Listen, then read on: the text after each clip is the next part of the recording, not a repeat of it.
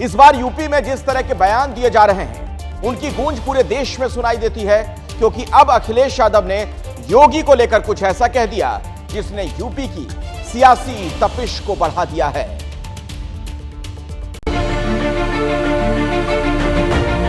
उपचुनाव यूपी का है, लेकिन सियासी पारा पूरे देश का चढ़ा है, क्योंकि जिन 9 सीटों को लेकर जंग छिड़ी है उस पर बीजेपी और समाजवादी पार्टी के बीच बयानों की तलखी बढ़ती जा रही है और अब बात बढ़कर वस्त्र, वचन और संत संग्राम पर आ गई है।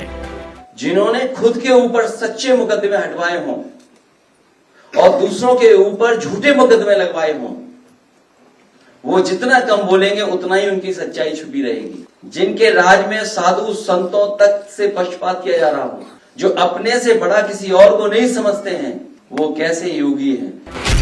अखिलेश यादव का ये तंज सीएम योगी के उस बयान पर था जिसमें योगी ने महिला सुरक्षा का जिक्र करते हुए समाजवादी पार्टी की विचारधारा पर निशाना साधा था। वास्तविक चरित्र अगर देखना है तो अयोध्या में एक निषाद बेटी, एक कश्यप बेटी के साथ समाजवादी पार्टी के नेता के द्वारा जो कुकृत्य किया गया वो आप सबने देखा होगा। आपने देखा होगा कन्नौज में कैसे समाजवादी पार्टी का घोषित पदाधिकारी एक बेटी के साथ किस तरीके का व्यवहार कर रहा था। लेकिन जिस तरह से अखिलेश ने योगी पर निशाना साधा, उस पर बीजेपी ने भी जवाब देने में देर नहीं लगाई। अखिलेश यादव के कार्यकाल में साधु संतों पर लाठी चार्ज हुआ करता था। साधु संतों को पूजा पाठ करने की अनुमति नहीं होती थी। 14 कोसी और पंचकोसी परिक्रमाओं पर रोक लग जाया करती थी। मजहबी तुष्टीकरण का ऐसा नंगा नाच हुआ करता था और आज अखिलेश यादव जी साधु संतों की चिंता कर रहे हैं। बता दें कि यूपी में 9 सीट पर 20 नवंबर को चुनाव होने हैं, जिसको लेकर समाजवादी पार्टी और बीजेपी कोई कसर नहीं छोड़ रही है, क्योंकि लोकसभा चुनाव के बाद यूपी का माहौल क्या है, इसका बहुत कुछ इसी उपचुनाव पर टिका है। कुल मिलाकर ऐसा लगता है कि उत्तर प्रदेश में इस वक्त नारों का संग्राम चल रहा है।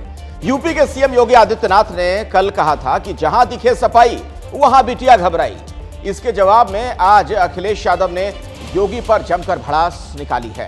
अखिलेश ने कहा है कि कोई भी व्यक्ति वस्त्र से नहीं बल्कि वचन से संत होता है।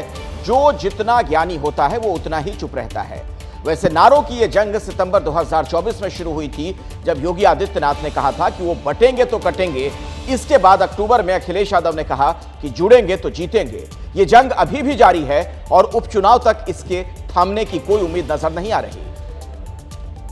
उत्तर प्रदेश के उपचुनाव में बीजेपी का फोकस सबसे ज्यादा उन सीटों पर है जो समाजवादी पार्टी का गढ़ है।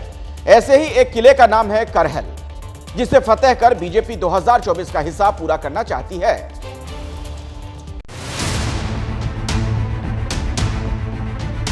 यूपी में जिन 9 सीटों पर उपचुनाव है उसमें सबसे हॉट सीट करहल, जो समाजवादी पार्टी का गढ़ है।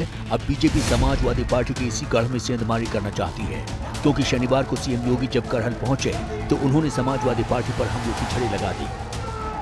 समाजवादी पार्टी के वर्तमान नेतृत्व के कृत्यों से बघेलिया के लोगों को कष्ट हो रहा हो, मुलायम सिंह जी को अवश्य कष्ट हो रहा होगा कि मेरे कैसे सपूत ने समाजवादी पार्टी को कांग्रेस की गिरवी रख करके पूरी पार्टी को ही सत्यानाश करने में उतारू हो गया है।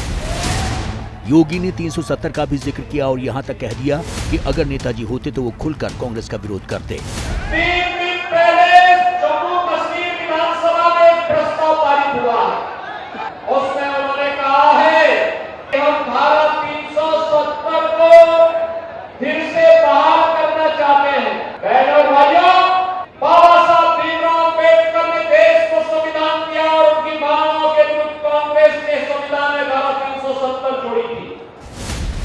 बता दें कि योगी के बटेंगे तो कटेंगे वाले बयान की हर तरफ चर्चा है और करहल की चुनावी जनसभा में भी योगी ने इस पर खुलकर बात की। पटेल तो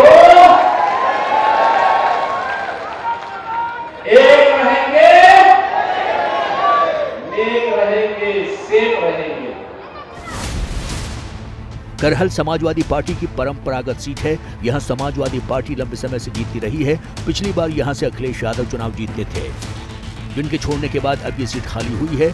यहाँ समाजवादी पार्टी की तरफ से तेज प्रताप यादव चुनाव लड़ रहे हैं, जिनके सामने बीजेपी ने अनुजेश यादव को मैदान में उतारकर लड़ाई को यादव बनाम यादव बना दिया है। करहल में यादव वोटर की बड़ी संख्या है, ऐसे में अगर वोट बटे तो पूरा खेल बदल जाएगा।